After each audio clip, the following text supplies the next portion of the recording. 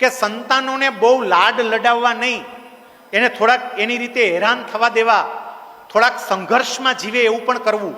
અહીંયા કેટલાક સુખી સમૃદ્ધ પરિવારના માતા પિતા પણ બેઠા હશે.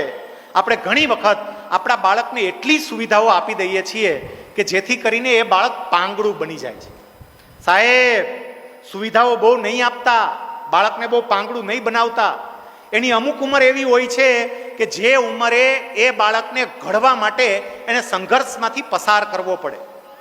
બાજુની અંદર સુરતમાં ગોવિંદભાઈ ધોળકિયા, આપણે બધા એને ડાયમંડ કિંગ તરીકે ઓળખીએ છીએ. એ જ ગોવિંદભાઈનો દીકરો શ્રેયાંશ. શ્રેયાંશ આપણે એપીસી વલ્લભ વિદ્યાનગરનો વિદ્યાર્થી, વલ્લભ વિદ્યાનગરમાં જ ભણતો. એનો અભ્યાસ પૂરો થયો. આગળના અભ્યાસ માટે એ લંડન ગયો. માતા પિતા તરીકે સાંભળજો આ વાત. લંડનની અંદર એનો અભ્યાસ પૂર્ણ થયો. એને ડિગ્રી આપવા માટેનો કોન્વોકેશન પ્રોગ્રામ હતો. અહીંથી આખો પરિવાર એ પ્રોગ્રામમાં ગયો. પ્રોગ્રામ પૂરો થયો. એ લોકો જમવા માટે એક બહુ મોટી હોટલમાં ગયા. શ્રેયાંશે ઓર્ડર આપ્યો જમવા માટે. ઓર્ડર આપ્યો ને બધા જમતા હતા. એમાં એક બે વસ્તુનો એવો ઓર્ડર આપ્યો કે જેની કિંમત વધારે હતી, પણ જમવામાં એનો ઉપયોગ કર્યો નહીં અને એ વસ્તુ પડી રહી. જમવાનું પૂરું થયું એટલે ગોવિંદ કાકાએ તરત પોતાના દીકરા શ્રેયાંશને એવું કહ્યું કે બેટા, આ બે ત્રણ આઈટમો એવી છે કે જેનો તે ઓર્ડર આપ્યો, પણ એ આઈટમ તો એમને પડી રહી, કોઈએ ખાધું નહીં, તો આપણે જરા જોઈને ઓર્ડર અપાય ને. તું તો અહીંયા રહે છે, તને ખબર પડવી જોઈએ કે આ ફાવે ના ફાવે, અને એ પ્રમાણે ઓર્ડર કરાય. આની કિંમત તો જરાક જો. એ વખતે શ્રેયાંશે ગોવિંદ કાકાને એવો જવાબ આપ્યો, પપ્પા, હું ક્યાંય પણ જમવા માટે જાઉં ત્યારે મેનુમાં હંમેશા આઈટમના નામ જ વાંચું છું, ભાવ કોઈ દી વાંચતો જ નથી ને જોતો જ નથી, કોઈ દી જોતો જ નથી, આઈટમ જ જોઉં છું. ગોવિંદ કાકા કે મને એવડો મોટો ધ્રાસકો લાગ્યો કે મારી 10,000 કરોડના ટર્નઓવર વાળી કંપની મારે આને સોંપી દેવાની કે જેને પૈસાની કોઈ વેલ્યુ નથી. આવું તો ના ચાલે. પછી ઘરે આવ્યા પછી અહીંયા સુરતમાં આવ્યા અને પેલા શ્રેયાંશને બેસાડ્યો.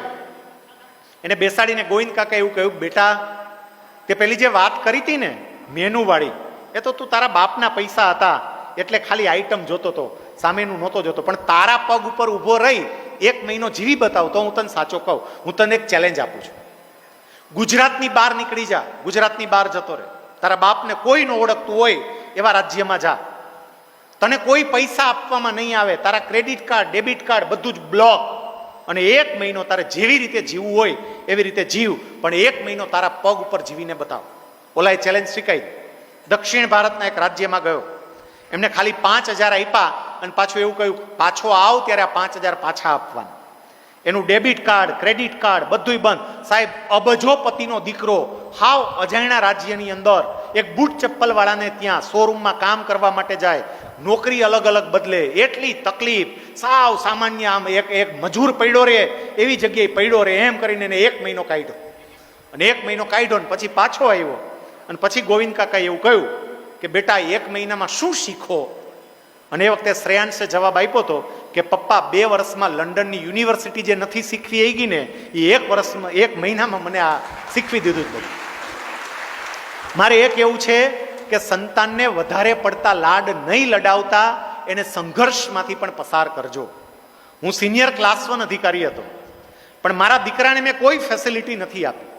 એને સંઘર્ષમાંથી એ આગળ વધી શકે એ પ્રકારે એ જ્યારે સ્કૂલમાં જતો હતો તો સાયકલ લઈને જતો હતો. એની સાથે ક્લર્કના દીકરા બાઇક લઈને આવતા હોય, પણ એ સ્કૂલે સાયકલ લઈને ગયો છે. એમને બાઇક કંઈ નથી લઈ આપ્યું. 12મું ધોરણ પાસ નહોતું કર્યું ત્યાં સુધી એની પાસે મોબાઈલ પણ નહોતો. એટલે એક્સપેરિમેન્ટ અમે ઘરમાંય કર્યા છે. ખાલી બહાર વાતો કરી છે એટલું નહીં, અને એનું પરિણામ સ્પષ્ટપણે એનામાં દેખાય છે. માટે મારે કહેવું છે કે વાલી તરીકે જરા બ્રેક માર.